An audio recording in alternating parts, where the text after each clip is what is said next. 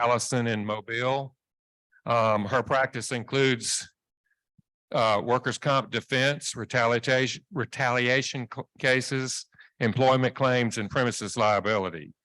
Tara earned her BA from the University of South Alabama there in Mobile and her JD from the University of Alabama School of Law.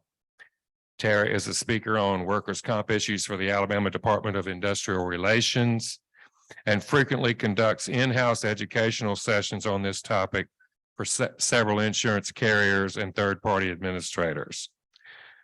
Tara is also a graduate of the Alabama State Bar Leadership Forum and served as chair of the Alabama State Bar Workers' Compensation Division, previously serving as vice president. Tara has an AV preeminent rating through Martindale-Hubbell. Outside of the office, she's going to tell us a little bit of personal stuff. She enjoys spending time with her husband and her daughter. Please welcome Tara Lockett.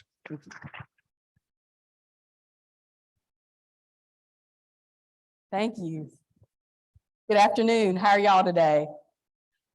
So when I came in and I registered, they were like, there are a lot of people there. And there are. I love this fair theme. So, let's see. So the fair is down in Mobile where I am. And so actually last weekend, we took my daughter and 9 or 10 of her friends to the fair. It started out well, but as you can imagine, they're 13-year-old girls, so they weren't speaking to each other at the end. But we had a good time. The mothers had a really good time. But in thinking about this theme, wanted to start off a few things, and please forgive me for some of the themes in here. I mean, I was trying to make it coincide with this, but as my daughter would say, that's a little cringy, Mom, but bear with me. So, can I have 3 volunteers to come up? Just three volunteers. Just what, right up here. 3 volunteers. I'm gonna be a little hokey. One more person. Any? One more person? Any? Come on. It's not bad. Okay. No, this is a fair game. So we have this bag of kisses. Can y'all guess who comes close to how many kisses are in this bag? And you didn't have to pay any money for this. You didn't lose your money to play this game.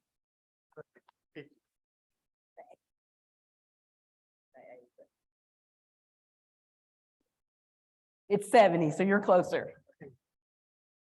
Wait 1 second. And you get a $25 Amazon gift card. All right, thank y'all. One more hokey fair game. Can I get 3 more people? One more hokey fair game. 3 more people? Come on up. One more person? One more hokey? Come on up.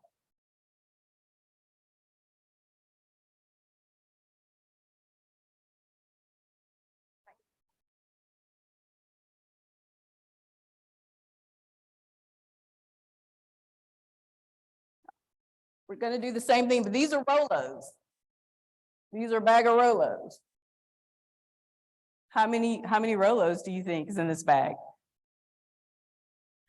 35. 50. You win. We'll get a gift card.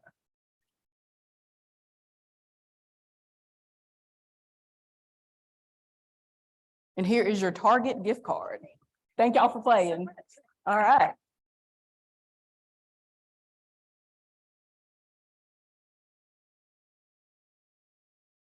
And last hokey fair game, nobody has to move for this. So when I went to the fair, I told you I went to the fair Saturday, and you know, it wasn't a busy week, so I'd gotten a little rest. And so I thought, you know, I'll play this game, you know, the game where you go in and they kind of guess your age. And I'm thinking maybe I don't look as old as I think I am.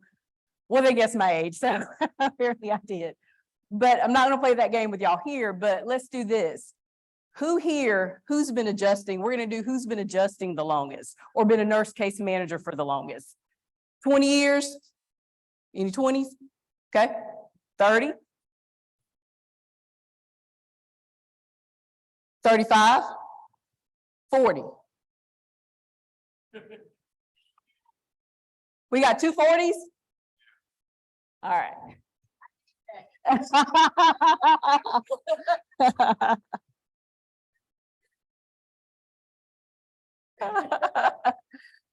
Here you go. 40, you're welcome. You're welcome. All right. So when we're talking about workers' compensation cases, we're talking about, so in this instance, we're talking about how are we going to defend cases that arise at home when they're working remotely? And so the same factors or analysis would happen when they're at home. It's as if they were at work. So even though they're working from home, the same compensability standards apply as if they were working in the office. In order for a claim to be compensable, the employee must show that the injury was caused by an accident arising out of and in the course of his or her employment. And there must be a causal connection. There must be something from that employment that caused the injuries. Because of this provision, every workers' compensation case, you must satisfy a two-pronged standard, which is legal causation and medical causation. So the fact that they're at home, they're working remotely, that doesn't change the analysis that we make to determine if something is compensable. And so I call this, again, it's kind of cringy, huh? The first bad ride, legal causation. What is it? And why did we get on that ride? Well, the first thing when we look for legal causation, we look, is this an accidental injury? Was this an injury that is produced by a sudden and traumatic event? So some examples, we know what some examples would be: the broken foot, the torn rotator cuff. Those things are sudden and traumatic, the sudden event. But then what about the non-accidental injuries? The injuries such as a heart attack. And in order to prove a heart attack in Alabama, it's a higher burden. Those non-accidental injuries such as carpal tunnel. To prove legal causation, the employee must show that the performance of their duties exposed them to a danger risk materially in excess of that to which people are exposed to in their normal, everyday, ordinary lives. So like I don't have, this case isn't a remote employee, but it's kind of similar. I have someone who, she has migraines. She said her employment caused her migraines. She is now working from home. Guess what? She still gets migraines. So of course our argument, and we've retained an expert, but our argument is, you know, this isn't something that was caused by your employment because you continue to have those things, even though you're not being exposed to whatever thing you were alleging you were exposed to at work. And so what are some risks that can cause this? And I wanted to talk with y'all a little bit, and maybe we can have some back and forth here. So let's talk about the first one. This is pretty standard. It's an easy conclusion. The employer sent the employee a laptop and printer at home. And as the employee was picking up the printer, they felt a pull in their lower back. Well, yeah, compensable, right? They're picking up something, part of work, compensable.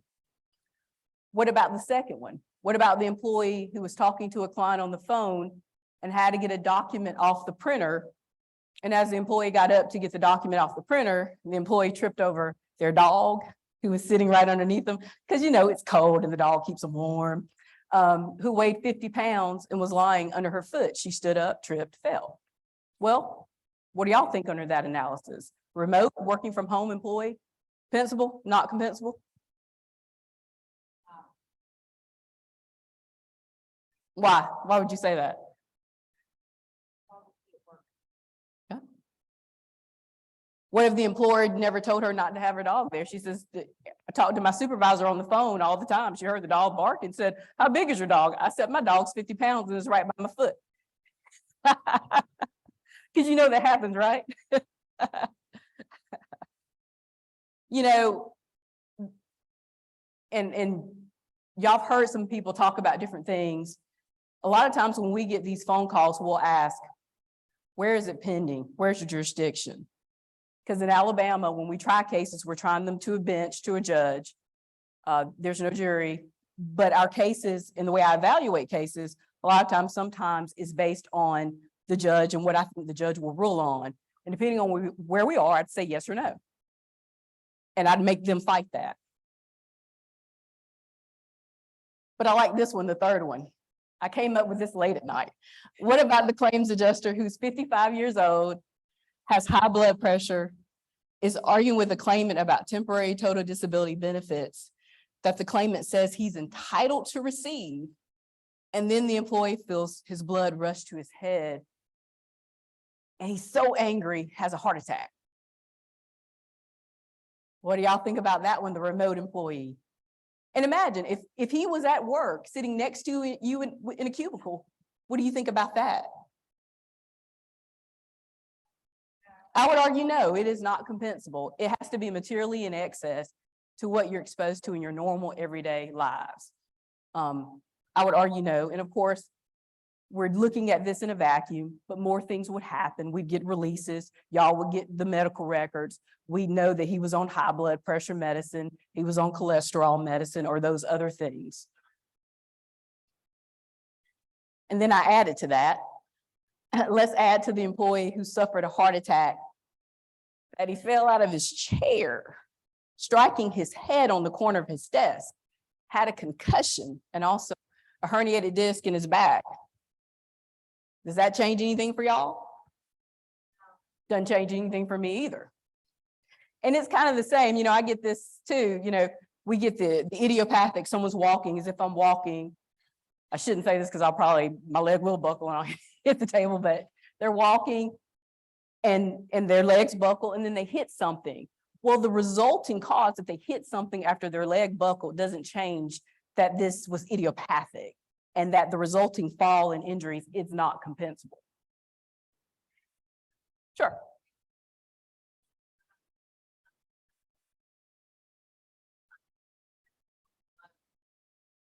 Of his job, and he had a heart attack, fell, so while the heart attack would be compensable, right? Would you argue that the result of the fall would be? Plaintiff's attorney. No, plaintiff's attorney would argue that, but I would argue no, it is not. So the greater risk is having the heart attack, not that he was on the ladder. Yeah. I'd defend that and I'd say no. And so, as I said, remember, use the same analysis as if they were at work with you. If they were sitting next to you in the cubicle, we would use that same analysis. So the second bad ride, medical causation. I like this. When can we get off this ride? It's making me nauseous. It's making me a little sick. So in order to prove compensability, you must also have medical causation. It is not necessary that the on-the-job accident was the sole cause of the injuries or even that it was the dominant cause. It only needs to be a contributing cause of the injury. So what we often see, and you'll get these records, and rightfully so, adjusters, case managers, you know, the doctors will say, well, I don't think it's related. And they'll say, no, they'll give you that report. Well, the plaintiff's attorney will come in and then they'll depose them. And I know most of y'all have seen this. The doctor will come in, they'll take their deposition and they'll ask the doctor, well, do you think it's a contributing cause? Could it have possibly contributed? Doctors say yes. And that is all that Alabama requires for medical causation for the standard, a contributing cause. And so good plaintiff's attorneys, that's what they will ask.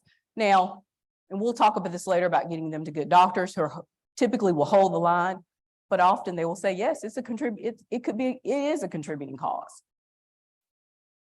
And so I moved a little bit, I kind of brought the other scenarios over. What about the claims adjusters, 55, the high blood pressure, arguing about the TTD, and says he's entitled to receive, and then the employee feels blood rush to his head and has a heart attack. So there has to be more than, it has to be clear and convincing, which is a higher burden. And so typically under that scenario, it would not be compensable. Even the heart attack and falling out of his chair would not be.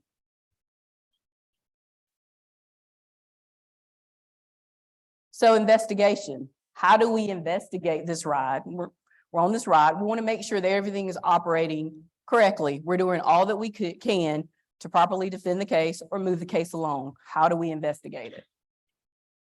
So I would say immediately take the recorded statement of the injured worker. That's always important. We know things change as they get down the line.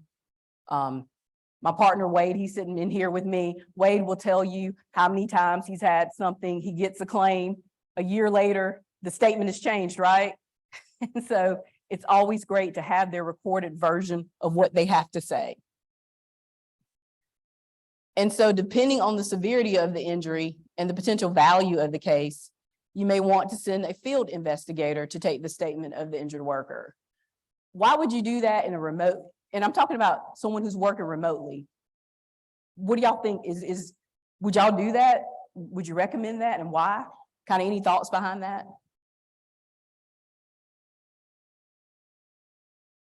What now? Right. Anything else? Why? She said you can see the work site. How was it? I mean, with COVID, we got so removed from everyone, nobody knows anybody. And so sending in that field investigator, in addition to looking at the work site, they can sort of get a feel of that person, looking at them, talking to them. Do they feel that they're credible? Things that you can't observe over the telephone, and we don't know anybody anymore. There's nobody to call at the plant or the store to say, hey, what about this person? What are they doing? In addition to that, in addition to observing that, like certain little things I've been told, they've seen their nails are dirty, meaning they're outside doing other things. Or they came up early and they were in the yard and they kind of hurried up and went in the house. But just little things that we wouldn't be able to see, and there's no one who works with them who can tell you those things. That's why I would recommend sending out perhaps a field investigator to take their statement. Send them obviously for their drug test. And in Alabama, we get this often, the question about the drug test, whether or not you can deny a claim. In Alabama, you can deny a drug test. A is important from an HR perspective. Obviously, they tested positive, you can term them. But in order for us to be able to use that drug test and deny benefits, first, and it's never done. I've been doing this for 25 years. I've never seen it done. That drug test has initially been performed pursuant to the DOT guidelines, Department of Transportation. It's always a rapid drug test is what you get. So that's what the act requires. It has to be performed pursuant to the DOT guidelines. And then the second step, even if it's performed pursuant to the DOT guidelines, you have to show that their intoxication or the drug use proximately caused the accident. So for example, we've had someone who something ran over, they're standing where they were supposed to be, but they'd smoked a ton of marijuana the night before and something rolled over their foot. Well, yes, the drug test is positive, but there's nothing he did. His being under the influence did not cause that accident. So the DOT and that it has to cause it.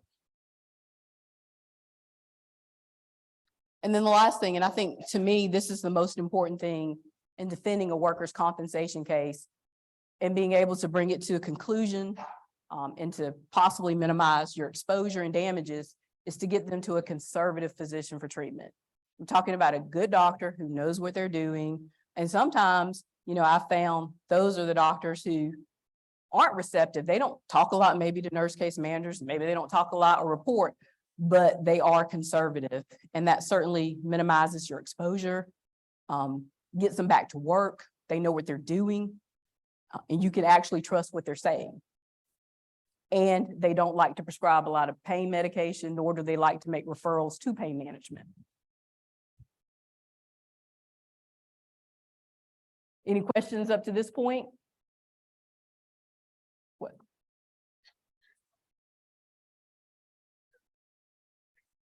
Break, eat your lunch, where it would still be covered.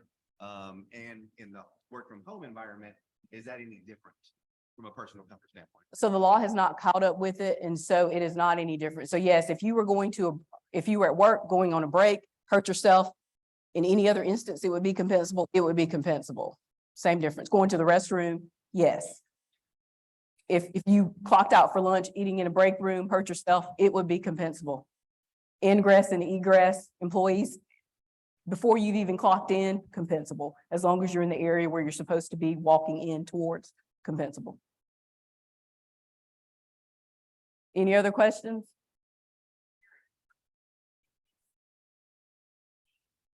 So you're jumping ahead to the end. I say that.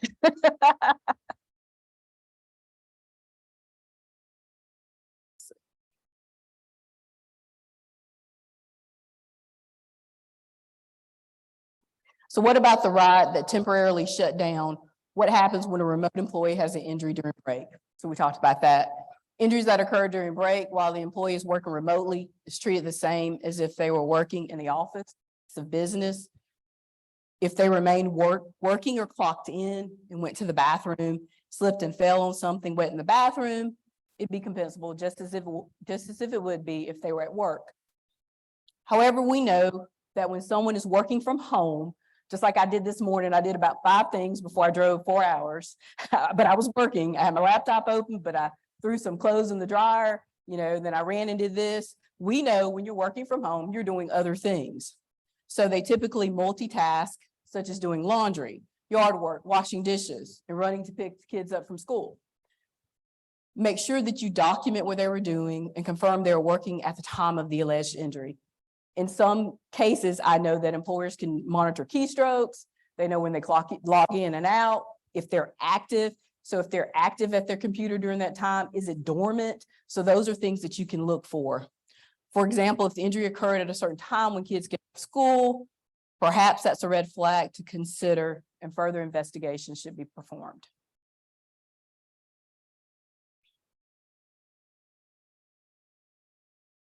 Is the ride well maintained? Is there a safe workspace? Employers should make sure the employees have a safe workplace. As part of their employment, they must in writing confirm that they have a proper desk, a proper chair, they're ergonomically intact. Those are some things employers can require. The employer can require photographic proof of same. Does the employer have in place policies regarding equipment to be used? Is the employer requiring set or scheduled work hours? And has the employer mandated that the employee designate that they work from home clutter-free?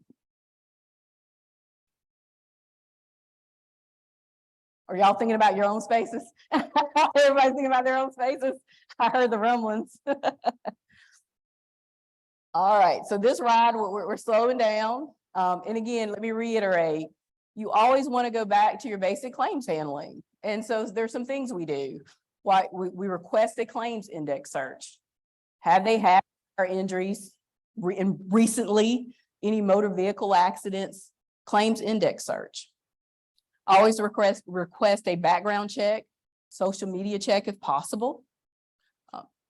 At some point, will you use surveillance? This is questionable. I don't like to, and most defense attorneys, we don't say, put surveillance on them every time. I don't think that's a good use of your money. But if it's questionable and you know where they're going to be at certain times to see how active they are, well, yeah, maybe that is a good use of your money. And then of course, where I am in Mobile, the smaller counties, it's very rural and everyone knows everyone. And so, I can't tell how many times I've had, a Black plaintiff who lives on the same street with all of his relatives, and there's some white guy sitting out there in the van, and they're like, who are you? And they come and knock on the window, who are you? There's certain things you just shouldn't do. So use the surveillance wisely. We recently had a case that has been going on for 3 or 4 years, and the lady, her hand was both her hands, some issues there. She'd had surgery, had some hardware removed. And the last time she saw her doctor, he was pretty frustrated. I mean, nobody else would treat her. He was just sort of sick of it. And so he gave her some sedentary restrictions, as use of her hands. But what was really bad for us, he said, I think she's got complex regional pain syndrome. And he referred her over to pain management. So we actually had surveillance on her. And again, typically, I would never say put surveillance on someone with their hands, because in Alabama, a hand is a scheduled member. So the value is limited. It's not as much as a back with a vocational loss. But we started talking about complex regional pain syndrome, the exposure increases, your medical increases. So picked her up on surveillance and they got her, she went to Lowe's, one of the gift cards, and got some plywood. She was picking them up and putting them in a car, flipping the boards over. So we got that to the doctor. And what the doctor said, look, I operated her. I think she's operated on her. I still think she's got some light duty restrictions, but she doesn't need pain management and she doesn't have complex regional pain syndrome. So we thought that was a win. That's what we wanted. And so again, surveillance can help you, but we pick our situations.